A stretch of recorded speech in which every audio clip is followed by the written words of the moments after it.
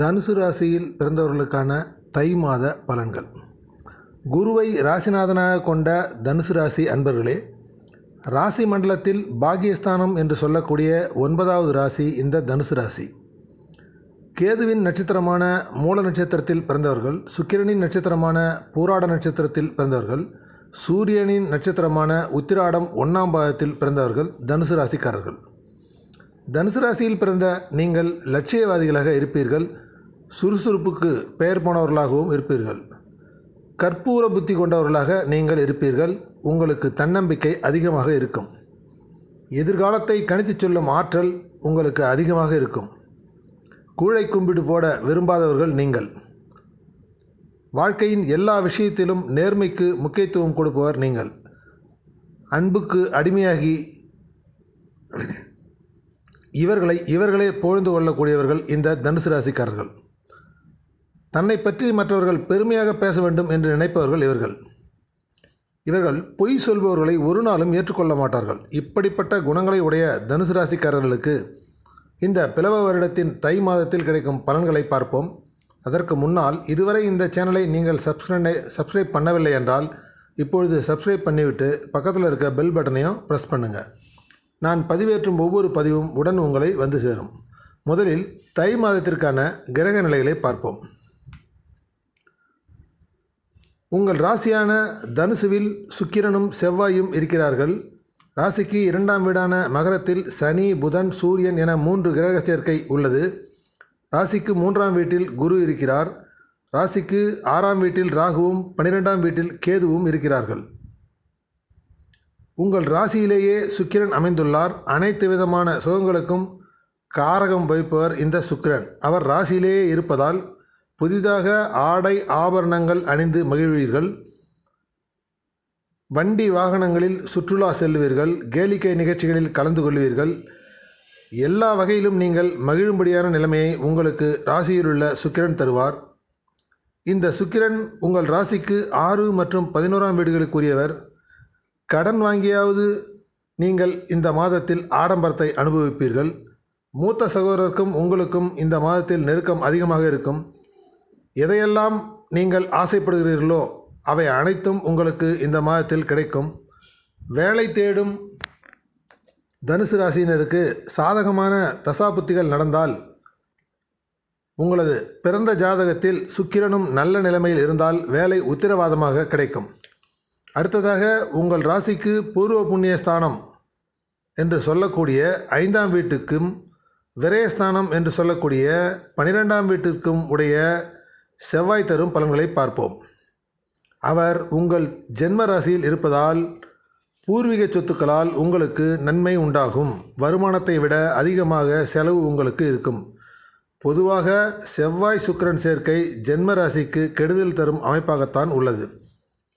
உங்களுடைய மனதில் திடமான சிந்தனைகள் இந்த காலத்தில் உதயமாகும். உடலில் வெப்பம் சம்பந்தமான நோய்கள் ஏற்படுவதற்கு வாய்ப்பு உள்ளது.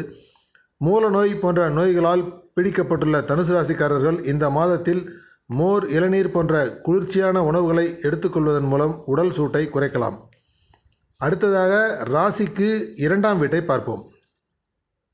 2ஆம் வீடு என்பது தனம், குடும்பம், வாக்கு என்று சொல்லக்கூடிய 3 முக்கிய காரகங்களை குறிக்கின்ற வீடு. இந்த 2ஆம் வீட்டில் சூரியன், புதன் சேர்க்கை பெற்று இருப்பதால் உங்கள் அறிவு மேம்படும். உங்களுடைய கருத்துக்கள் நிபுணத்துவம் வாய்ந்ததாக இருக்கும். நீங்கள் பேச வேண்டிய பேச்சுக்களை அழுத்தம் திருத்தமாக இந்த காலத்தில் பேசுவீர்கள். அதே சமயம் மற்றவர்களுக்கு உத்தரவு இடுவது போல் உங்கள் பேச்சுக்கள் இருக்கும்.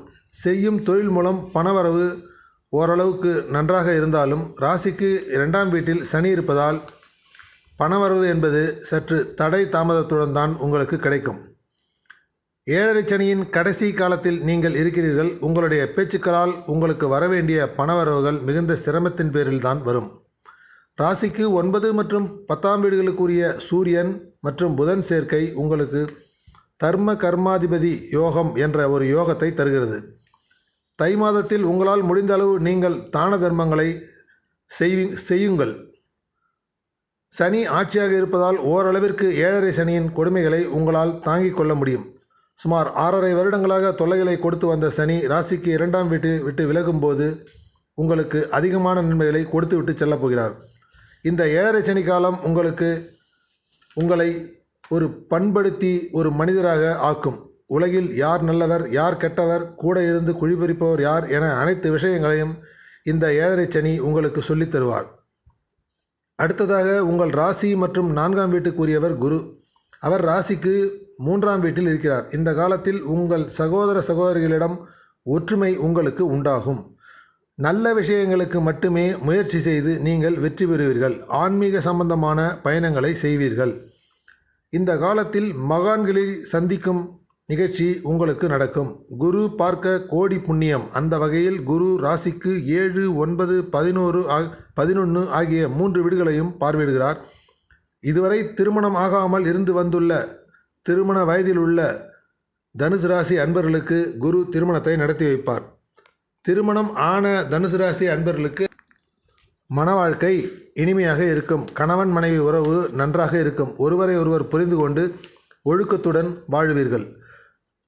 குரு பாக்கியஸ்தானத்தை பார்ப்பதால் வாழ்க்கைக்கு தேவையான அனைத்து விதமான பாக்கியங்களும் கிடைப்பதற்கு குரு அருள் தருவார். தந்தைக்கும் உங்களுக்கும் உள்ள உறவு மிக மிக சிறப்பாக இருக்கும் காலமாக இது இருக்கும். உங்கள் முன்னேற்றத்திற்கு உங்கள் தந்தை பல வகையிலும் உதவுவார்.